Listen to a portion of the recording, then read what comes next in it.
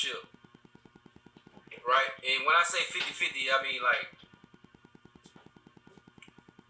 y'all cohabitate together, live together, and y'all split everything down the middle 50-50. You know what I'm saying? With his bills, groceries, Wi-Fi, regardless of what it is, you know what I'm saying? Y'all split everything, 50-50. Now, it's a lot of equations, it's a lot of variables that go into the equation. You know what I'm saying? So usually and majority of the time,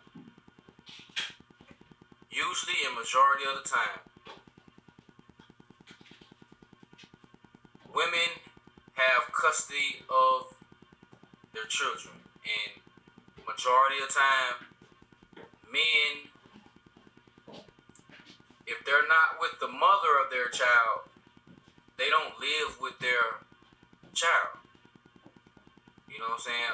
Not saying that they don't see them, do shit for them, and this, that, and the third, but they don't customly live in the house if they're not with the mother. Okay, so one thing I'm gonna go over is usually when it's when you in a situation where you cohabitated with your significant other, and let's say you both have kids.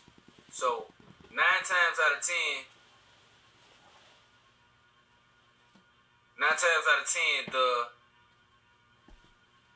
if the woman has kids, her kids is in the house.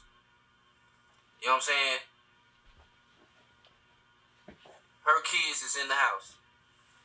So, as the man, if you're living with this woman or y'all living together, you are with the children. You are with her children. Your children are not with her. You know what I'm saying? Majority of the time. So, that's one aspect to me where it's kind of like, okay, your children benefiting, but mine not, type shit. Like, a nigga can think of it like that, or a nigga can think of it like, okay, me, you, and your children have this bond and, such and such going on, but it seems like my kid or children are left out. That could go either way. I had similar situations in both. Well, I've only lived with 2 women in my life, and we both did the 50-50 thing. So they both ended not so good, but I'm just sharing, my experiences and similar experiences that, y'all people out there might encounter. You know what I'm talking about? If it's a female that's watching right now, you know what I'm saying? Like, I wouldn't mind your input, male perspective, female perspective, you know what I'm saying? So, I wouldn't mind that. If you want to, you know what I'm saying? If you want to join, if you want to speak up, type shit. You know what I'm saying? We in here. We vibing. Ain't nothing too much. Ain't nothing too much going on. You know what I'm saying? We just chilling. So, depending on what kind of man you are and what kind of woman she is, like some women, they kind of want that full family thing, or want the children to be a part, your children to be a part of, the whole big picture, and some don't. I was in one of them when I was in, I just felt like she didn't really, care about my child, and she just worried about, how her children was benefiting.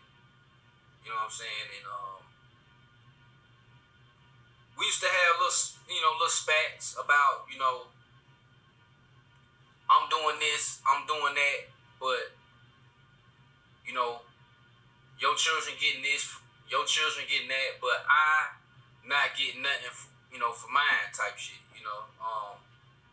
which I didn't make it. I didn't like force her to know shit. You know what I'm saying? I didn't like put such big emphasis on that shit. You know what I'm saying? But I did, try to make her aware of stuff like that, and maybe we could, try to make this thing whole.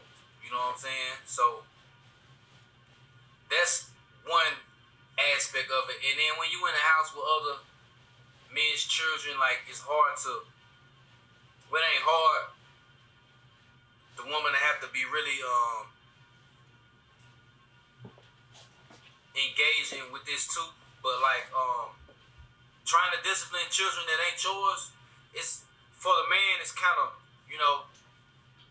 at least for me, it was. Now, I made sure everything was good. They took care of themselves, and they wasn't hurting themselves when they just playing or whatever the case. But it'd be times where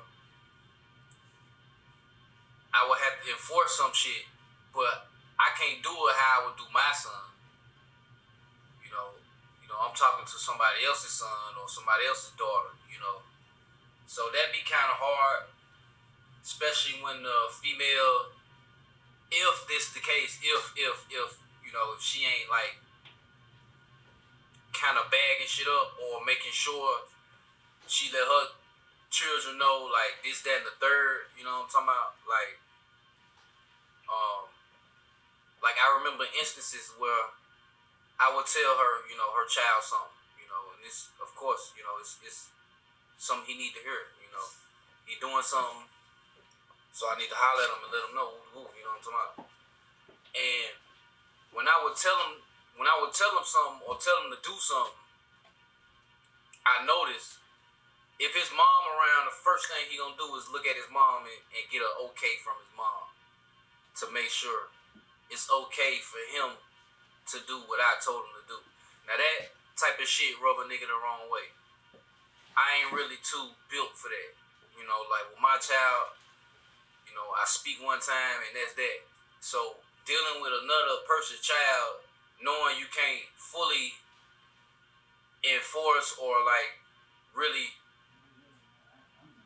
put your foot down on it, like it get kind of difficult. And like I say, depending on what type of woman she is and what y'all got going on, like that could be like, it could turn into an issue. You know what I'm saying? It don't necessarily have to be one, but it can definitely depending on what type of man you are, what you used to dealing with, how you used to handling things, that could be kind of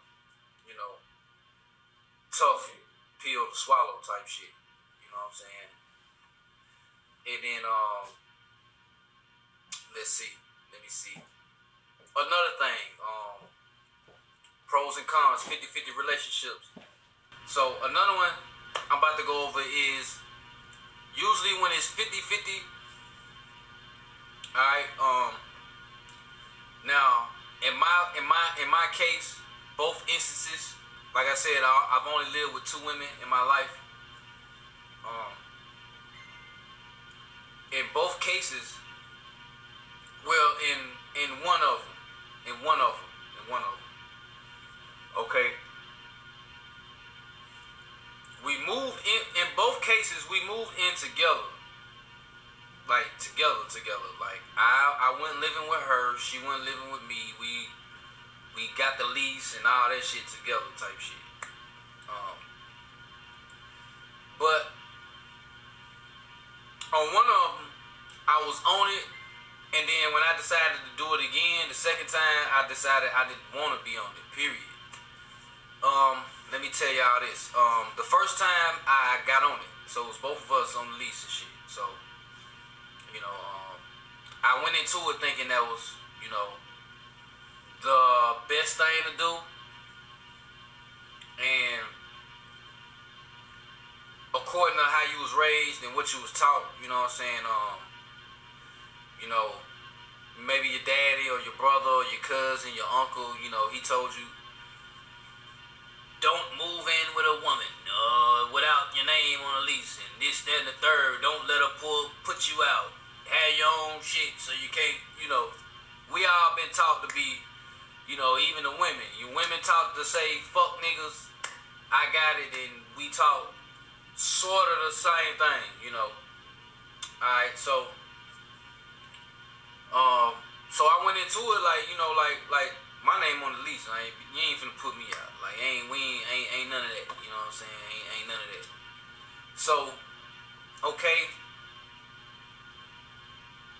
but going into it, shit got rocky. We ready to break up. We ready to go on part ways type shit. But you sharing a fucking lease. That was difficult.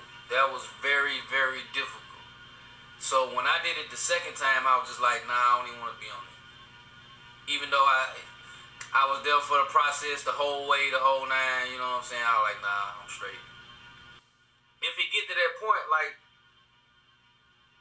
I don't even want to go through the shit I went through in the first one, man. Like, I had to, I had to fucking, like, man, I had to do so much to get out of there. So yeah, when it was time to break up, or I was trying to get out that shit, I had to talk to the landlord. I had to really, really beg him and really, really like convince him that, look, I need to be off of this lease. Let her have it. She got her kids. She got her kids. She got, she's a woman, so let her have it and just take me off. Take me off. I'm gonna be gone, yada yada. And long story short, he really wasn't feeling that. He really wasn't hearing that. He moved us in, so he already knew that, I was part of the moving process, and I was part of, the reason why he getting paid every first of the month, So, long story short, after enough begging and pleading and, just showing him that we ain't working type thing, he finally decided to let me out. He said, give me this amount and I'll just let you out. No, we won't do no court shit or no, paperwork, nothing like that. And that was cool. That was all right there. But it could have been worse. You know what I'm saying? It could have been way worse. I could have been stuck in that and would have had to finish the lease miserable as fuck. Knowing that, this ain't it. So, I say that to say this. Sometimes it's good to be on the lease. Sometimes it's not. I know as men what we talk. I know we talk to say, fuck that. Can't nobody put me out. I gotta hold it down. A real man this, a real man that. Of course, we be pressured by all that shit, but 9 times out of 10, or a lot of the time, the woman is, she got her kids, and so I was cool with just, the second time around, I was just cool with just moving in, and if it just go down like that, it just go down like that. I just still, and it won't be no shit. You know what I'm saying? So that's how I did it right there. So I gave y'all two good valid points. Number one is children. discipline, family, some being left out, some not, because you're in the household with her children and yours is not in the household with you. And the other one is, are you on the lease? Is it good? Is it not good? You know, so we gonna continue this, man. We gonna continue this part 2. I might pop out later today. But for right now, I appreciate y'all. I'm gonna go make my move. I just want to stop and holler at y'all today, man. And I'll probably be back later, man. And I'm gonna give y'all some more points and talking points and shit. And we out. You are now watching 702 Visions. Shout out to y'all boys, man.